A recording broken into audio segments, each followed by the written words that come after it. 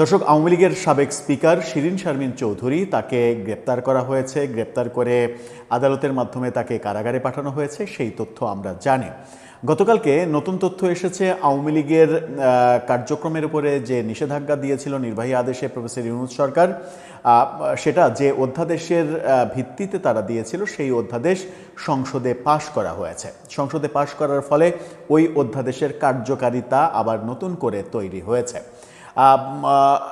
একটা কনফিউশন তৈরি হয়েছে যে বিএনপি আদৌ আওয়ামী লীগের উপরে যে নিষেধাজ্ঞা সেই নিষেধাজ্ঞা তুলে নিতে চায় কিনা, নাকি একটা লং টার্মে বিএনপি আওয়ামী লীগকে নিষিদ্ধ করে রাখতে চায়, এক ধরনের প্রতিদ্বন্দ্বিতা শূন্য রাজনীতি তৈরি করতে চায়। অথচ বিএনপি সহ বিভিন্ন দল বঙ্গবন্ধুর তৈরি করা যে বাকশাল নীতি সেই নীতির কিন্তু বিরোধিতা করে, বহুদলীয় গণতন্ত্রের কথা বলে। সেখানেই এক ধরনের দ্বিচারিতা আছে, এগুলো অনেকেই মনে করেন। এরকম একটা প্রেক্ষাপটে চারিদিকে গুঞ্জন শোনা যাচ্ছে। গুঞ্জন যেটা ছড়িয়ে পড়েছে সেটা হচ্ছে যে সাবেক স্পিকার শিরীন শারমিন চৌধুরীকে কেন অলমোস্ট 2 বছর পরে এসে গ্রেপ্তার করা হলো। তিনি কোথায় ছিলেন এটা সরকার জানতো, কোথায় রাখা হয়েছিল তাকে সেটা সরকারই রেখেছিল। প্রথমে তাকে ক্যান্টনমেন্টে আশ্রয় দেওয়া হয়েছিল, তারপরে তিনি কোথায় ছিলেন সব কিছুই সরকারের আওতার মধ্যেই ছিল। অর্থাৎ শিরীন শারমিন চৌধুরীকে কোনোভাবেই সরকার তার রাডারের বাইরে যেতে দেয়নি। তার মানে যে গ্রেপ্তারটা করা হলো সেই গ্রেপ্তার করতেও কোনো গোয়েন্দা ইনফরমেশন লাগেনি। সরকারের কাছে স্পষ্ট ইনফরমেশন ছিল যে শিরীন শারমিন চৌধুরী তার বাসাতেই আছেন। কবে থেকে তিনি তার বাসাতে আছেন সেটা একটা খুব গুরুত্বপূর্ণ ব্যাপার। আর শিরীন শারমিন চৌধুরীকে গ্রেপ্তার করা হলো, এই গ্রেপ্তারটা কেন করা হলো? তাকে কি রাজনীতিতে আনার এটা একটা প্রাথমিক পদক্ষেপ? তাকে মানে হচ্ছে যে আওয়ামী লীগের পরবর্তী কাণ্ডারি শেখ হাসিনা যেহেতু ফিরতে পারছেন না, গতকালকেই আমরা দেখেছি ভারতে আমাদের পররাষ্ট্রমন্ত্রী ভারত সরকারের কাছে শেখ হাসিনাকে ফিরিয়ে দেওয়ার আবেদন জানিয়েছেন, যদিও ভারতের পক্ষ থেকে সেই আবেদনের সাড়া দেওয়া হয়নি বলে আমরা শুনতে পাচ্ছি। সেরকম একটা মুহূর্তে আওয়ামী লীগের যে বিকল্প নেতৃত্ব, শেখ হাসিনার অনুপস্থিতিতে যে বিকল্প নেতৃত্বের কথা গত প্রায় 2 বছর ধরে শোনা যাচ্ছে, সেটাই বোধহয় সত্য হতে চলেছে। শিরীন শারমিন চৌধুরীকে কেন্দ্র করে আওয়ামী লীগের নতুন নেতৃত্ব তৈরি করার একটা প্রয়াস সম্ভবত এই গ্রেপ্তারের মধ্য দিয়ে শুরু হয়েছে। এই আলোচনা চতুর্দিকে চলছে। চলুন একটু এই আলোচনার ভেতরের বিভিন্ন তথ্য পর্যালোচনা করে একটু খাতা কলমে বোঝার চেষ্টা করি। যে পয়েন্টগুলো বললাম সেই পয়েন্টগুলোর ভিত্তিমূল কোথায়, শেকড়টা কোথায়, এবং শেকড়ের সন্ধান যদি আমরা পাই তাহলে এটা বিশ্বাস করার মতো বাস্তবতা তৈরি হয় কিনা শিরীন শারমিন চৌধুরীকেই একটা পর্যায় পরে, একটা আইনি কাঠামো অতিক্রম করার পরে তাকেই আওয়ামী লীগের নেতৃত্বে দেখা যেতে পারে। সেই প্ল্যানিংই চলছে। সেটাই কি ঠিক? চলুন আলোচনা করে দেখি এই ভিডিওতে। থাকবেন পলিটিক্স টিভির নিয়মিত আয়োজনে।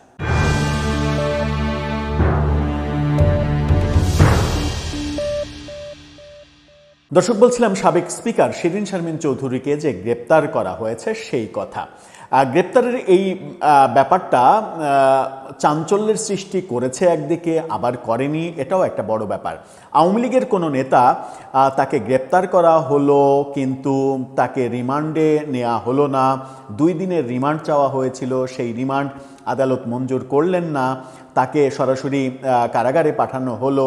তার বিরুদ্ধে এখন পর্যন্ত হত্যা মামলা সহ 6টি মামলা করা হয়েছে, এরকম তথ্য আমরা জানি এবং পুলিশের বরাত দিয়েই আমরা জানি। 6টি মামলা তার বিরুদ্ধে রয়েছে, যার মধ্যে হত্যা মামলা রয়েছে, হত্যা মামলাও একাধিক হত্যা মামলা রয়েছে, একটা হত্যা চেষ্টা মামলাও রয়েছে। যে মামলায় তাকে গ্রেপ্তার দেখানো হয়েছে মূলত লালবাগের মামলা, সেটা একটা হত্যা মামলা। সেই মামলার চূড়ান্ত রিপোর্টও পেশ করা হয়েছে আদালতে। সেই মামলা সহ 3টি মামলার চূড়ান্ত রিপোর্ট আদালতে পেশ করা হয়েছে। তার মানে বাকি আছে আর 3টি মামলা। চূড়ান্ত রিপোর্টে কি এসেছে এটা একটা বড় প্রশ্ন। বিভিন্ন সূত্র দাবি করছে যে তার বিরুদ্ধে যে মামলাগুলো হয়েছে সেই মামলার মধ্যে যে 3টা মামলার চূড়ান্ত রিপোর্ট দেয়া হয়েছে সেই রিপোর্টে শিরীন শারমিন চৌধুরীর এই কর্মযজ্ঞে, অর্থাৎ হত্যা মামলা কিংবা হত্যা চেষ্টা মামলা, এই কার্যকলাপে যুক্ত থাকার কোনো তথ্য, নজির, প্রমাণ এগুলো পাওয়া যায়নি। অর্থাৎ সেইভাবেই চার্জশিট কিংবা চূড়ান্ত প্রতিবেদন দেওয়া হয়েছে, যেখানে শিরিন শারমিন চৌধুরীর সংশ্লিষ্টতা থাকার সম্ভাবনা খুবই কম বলে প্রতীয়মান হয়েছে। তাহলে শিরিন শারমিন চৌধুরী এই মামলাগুলো যেগুলো তার বিরুদ্ধে রয়েছে সেগুলোতে আদতে তার কিছু হবে না, যদি না তাকে প্রফেসর ইউনূসের মতো মেটিকুলাস ডিজাইনে নতুন করে ফাঁসানোর চেষ্টা না করা হয়। তবে ধারণা করা যায় যে বিএনপি প্রফেসর ইউনূসের ওই মেটিকুলাস ডিজাইনের পথে হাঁটবে না। এখন প্রশ্ন হচ্ছে, তাকে তাহলে গ্রেপ্তার করা হলো কেন, এবং গ্রেপ্তার করা এতদিন পরে কেন করা হলো? একটু ধারাবাহিকভাবে কয়েকটা পয়েন্ট আপনাদেরকে বলি। ধানমন্ডির বাড়ি থেকে, নিজের বাড়ি থেকে তাকে গ্রেপ্তার করা হয়েছে। ধানমন্ডির যে বাড়ি থেকে তাকে গ্রেপ্তার করা হয়েছে সেই বাড়ির মালিক মূলত তার নাম ইশতিয়াক হোসেন, যিনি শিরিন শারমিন চৌধুরীর স্বামী। অর্থাৎ নিজের বাড়ি থেকেই তাকে গ্রেপ্তার করা হয়েছে। এখন প্রশ্ন আসে, এই নিজের বাড়িতে তিনি কবে আসলেন? তাকে কি গ্রেপ্তারের জন্যই আগের দিন কিংবা সেই দিন সেই বাড়িতে আনা হয়েছে, নাকি তিনি আগে থেকেই সেই বাড়িতে অবস্থান করছিলেন? উত্তর হচ্ছে, শিরিন শারমিন চৌধুরী তার অনেক আগে থেকেই এই বাড়িতে অবস্থান করছিলেন। অন্তত পক্ষে গত বছরের অক্টোবর থেকে তো অবশ্যই, কারণ গত বছরের অক্টোবরে এই বাড়ির ঠিকানা ব্যবহার করে শিরিন শারমিন চৌধুরী তার যে স্পিকার হিসেবে লাল পাসপোর্ট, সেই লাল পাসপোর্ট আগে জমা দিয়ে সারেন্ডার করে তিনি নতুন সাধারণ পাসপোর্টের আবেদন করেছিলেন।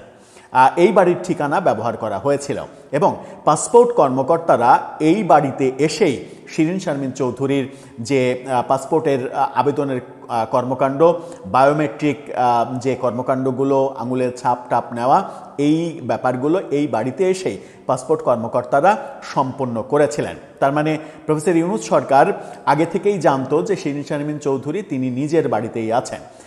ক্যান্টনমেন্টে যতদিন তাকে রাখা হয়েছে, ক্যান্টনমেন্টের পরে তাকে তার নিজের বাড়িতেই রাখা হয়েছে, যদিও এক ধরনের গৃহবন্দী অবস্থাতেই তিনি ছিলেন, বাইরের পৃথিবীর সঙ্গে তার কোনো সম্পর্ক ছিল না। এখন প্রশ্ন হচ্ছে যে অক্টোবর থেকেই তিনি তার নিজের বাড়িতে, যদি অক্টোবর থেকে থাকেন তাহলে অক্টোবর, নভেম্বর, ডিসেম্বর 3 মাস, জানুয়ারি, ফেব্রুয়ারি, মার্চ 3 মাস, 6 মাস, 6-7 মাস ধরে মিনিমাম তিনি তার বাড়িতে অবস্থান করছেন। তার মানে তাকে গ্রেপ্তার করার জন্য কোনো গোয়েন্দা রিপোর্ট যেমন প্রয়োজন হয়নি, তাকে গ্রেপ্তার করার জন্য তার বাড়িতে নিয়ে যাওয়ার নাটক সাজাতেও বর্তমান সরকারকে হয়নি। ক্যান্টনমেন্টে থাকা অবস্থার পরে কোনো একটা সময় তাকে তার বাড়িতেই রাখা হয়েছিল।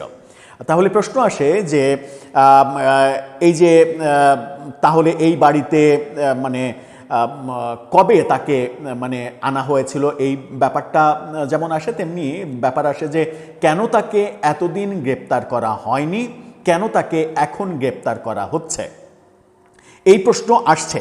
এই প্রশ্ন যখন আসছে তখন আপনাদের আরেকটা তথ্য জানিয়ে দিই, সেটা হচ্ছে যে লালবাগের যে মামলায় তাকে গ্রেপ্তার করা হয়েছে সেই মামলায় শিরিন শারমিন চৌধুরী 3 নম্বর আসামি, এবং এই মামলার যে চার্জশিট দেওয়া হয়েছে সেই চার্জশিটে শোনা যাচ্ছে যে শিরিন শারমিন চৌধুরীর সংশ্লিষ্টতা পাওয়া যায়নি, অথবা সংশ্লিষ্টতা পাওয়ার প্রমাণ খুবই কম পাওয়া গেছে। তার মানে মামলাটা দুর্বল মামলা হয়ে গেছে।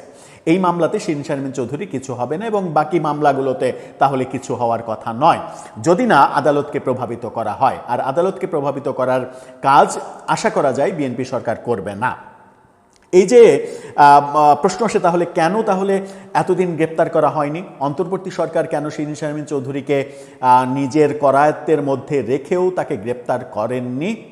এটা একটা বড় প্রশ্ন। এই প্রশ্নের সমাধান বোধহয় এভাবেই আনা যায়, কিংবা সমাধানে এভাবে আসা যায়। সেটা হচ্ছে শিরিন শারমিন চৌধুরী স্পিকার, সংসদ যেহেতু ভেঙে গেছে, স্পিকার তাকে প্রয়োজন এই কারণে যে মহামান্য রাষ্ট্রপতি তার পদে থাকা না থাকা নিয়ে একটা বড় বিতর্ক প্রফেসর ইউনূস সরকারের আমলে ছিল। যদি রাষ্ট্রপতি তার পদে না থাকেন কিংবা তাকে সরিয়ে দেওয়া হয়, তাহলে সাংবিধানিক প্রয়োজনে শিরিন শারমিন চৌধুরী অর্থাৎ স্পিকারকে প্রয়োজন হবে। রাষ্ট্রপতি কোনো কারণে পদত্যাগ করলে কিংবা তাকে সরিয়ে দিলে পরবর্তী রাষ্ট্রপতি নির্বাচন হওয়া না হওয়া পর্যন্ত স্পিকারই হবেন রাষ্ট্রপতি, এটাই সংবিধানের নিয়ম। সুতরাং শিরিন শারমিন চৌধুরীকে ওই সংবিধান রক্ষার জন্যই প্রয়োজন হয়েছিল বলেই তাকে তার বাড়িতে নিরাপদে রেখে একটা সাংবিধানিক প্রয়োজনীয়তা মেটানো হয়েছে, তাকে গ্রেপ্তার করা হয়নি। তাহলে প্রশ্ন আসে, এখন গ্রেপ্তার করা হচ্ছে কেন? এখন গ্রেপ্তার করা হচ্ছে এটার সঙ্গে আওয়ামী লীগের রাজনীতির কাণ্ডারি হওয়ার একটা সম্পর্ক খুঁজছেন অনেক বিশ্লেষক। কিভাবে খুঁজছেন? শিরীন শারমিন চৌধুরী যদি পলাতক থাকতেন এবং পলাতকই থাকেন, শেখ হাসিনার মামলায় তাকে যেমন পলাতক হিসেবে তার বিচার করা হয়েছে এবং বিচারটা একপাক্ষিক হয়েছে, শেখ হাসিনা আদালতে লড়তে পারেননি, তার পক্ষে কোনো সাক্ষ্য প্রমাণ দিতে পারেননি, সেই ব্যাপারটা শিরীন শারমিন চৌধুরীর বেলায় যেন না হয়, তিনি যেন নিজে এই মামলাগুলো ফেস করতে পারেন, সাক্ষ্য প্রমাণ হাজির করতে পারেন এবং এই মামলাগুলো ফেস করে অব্যাহতি পেতে পারেন, অব্যাহতি পাওয়ার চেষ্টা করতে পারেন, কিংবা অন্ততপক্ষে এই মামলাগুলোতে তিনি জামিন পেয়ে আইনি ঝামেলা মুক্ত হয়ে আওয়ামী লীগের রাজনীতির হাল ধরতে পারেন, কাণ্ডারি হতে পারেন, সেই একটা পেছনে কারণ থাকতে পারে। এই যুক্তিতেই বলা হচ্ছে যে শিরীন শারমিন চৌধুরীকে দিয়ে আওয়ামী লীগের রাজনীতির পরবর্তী যে যাত্রা, সেই যাত্রার কথা ভাবা হচ্ছে। এই জন্যেই প্রশ্ন উঠেছে যে তাকে গ্রেপ্তারের মূল কারণটা কি? তাকে রাজনীতিতে আনা হবে, আওয়ামী লীগের রাজনীতির হাল ধরানো হবে তাকে দিয়ে, এই প্রশ্নটা সমাজে উঠেছে।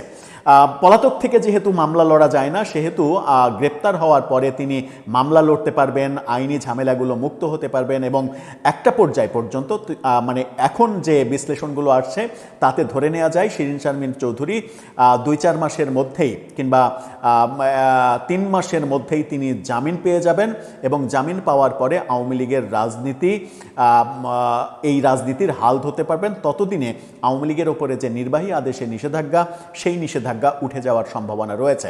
আবার অনেকে বলতে পারেন যে গতকালকেই তো নতুন সরকার অধ্যাদেশ পাশ করলো, আওয়ামী লীগের রাজনীতির ওপরে যদি নিষেধাজ্ঞাই তুলে নেবে তাহলে এই অধ্যাদেশ পাশ করলো কেন?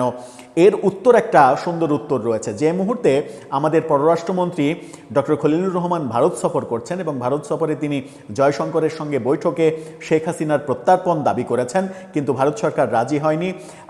ভারতের সঙ্গে আপনি সম্পর্ক যদি তৈরি করতে চান এবং ভারতের কাছে স্বার্থ সংশ্লিষ্ট ব্যাপারগুলো যদি দাবি করেন, তাহলে ভারতেরও চাওয়া পাওয়ার মধ্যে একটা অন্যতম পয়েন্ট হচ্ছে আওয়ামী লীগকে রাজনীতিতে ফেরাতে হবে। সুতরাং ওই পয়েন্টটাকে ওভারটেক করা এটা বিএনপির জন্য বেশ কঠিন হবে যদি তারা ভারতের সঙ্গে সম্পর্কটা মেরামত করতে চায়।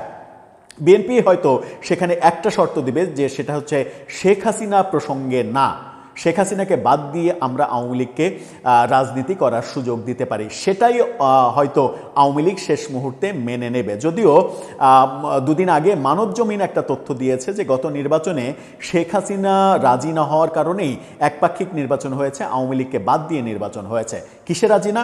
শেখ হাসিনা বিকল্প নেতৃত্বে রাজি হননি।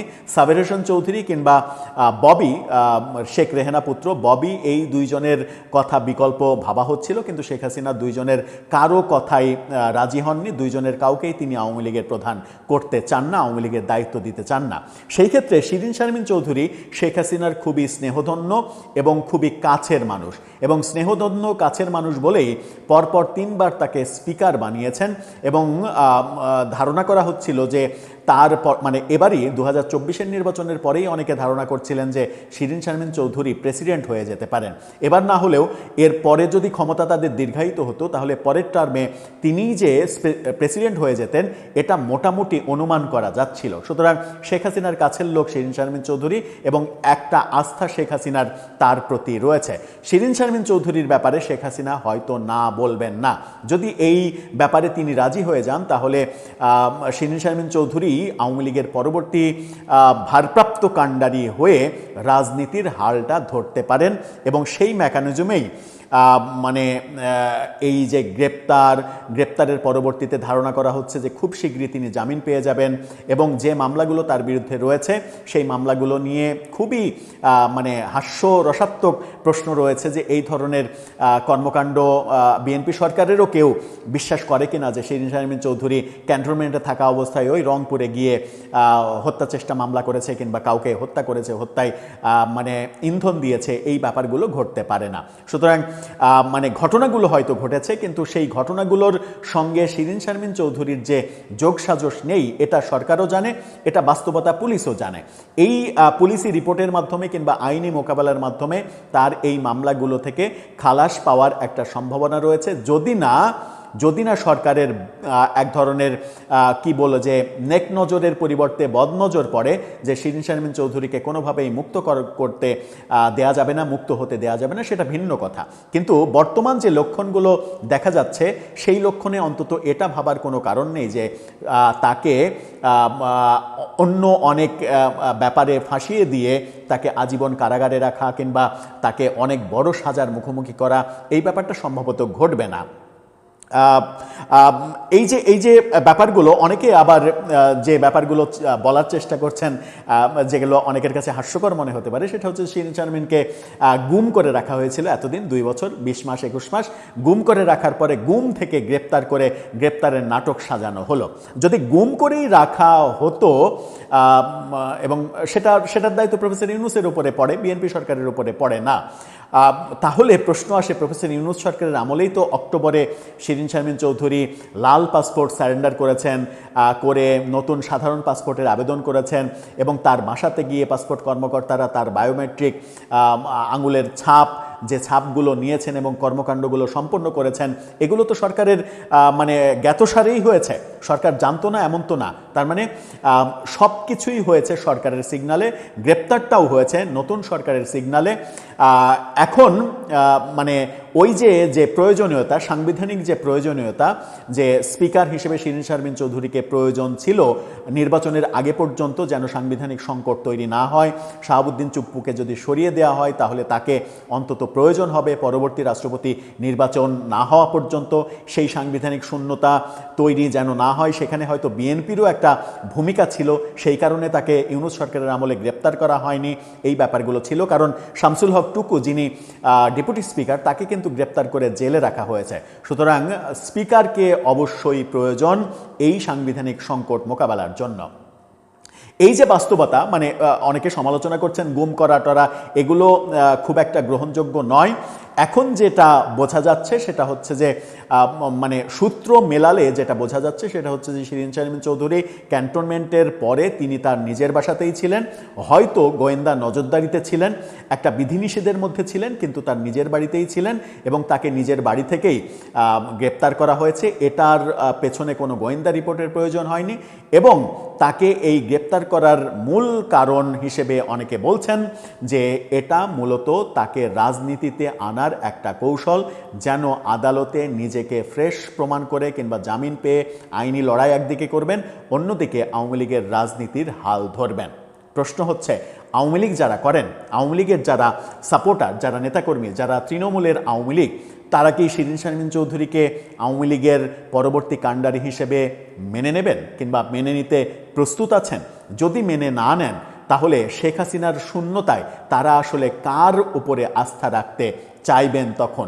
এটা একটা বড় বিষয় এই কারণেই যে নেতৃত্ব শূন্য আওয়ামী লীগ যে মানে এই যে প্রফেসর ইউনূস সরকারের মানে আগমনের পর এত দ্রুত 1.5 বছরের মধ্যে আওয়ামী লীগকে প্রয়োজন, এই বাস্তবতা যে বাংলাদেশে তৈরি হয়েছে এবং প্রফেসর ইউনূস সরকারের চূড়ান্ত ব্যর্থতার কারণেই সেটা প্রয়োজন হয়েছে, সেটা কিন্তু খুব স্বল্প সময়ে মানুষ আওয়ামী লীগের যে ভুলগুলো 2024-এর আগস্টে পতনের আগে যে ভুলগুলো, সেই ভুলগুলো কিন্তু ভুলে যেতে শুরু করেছে।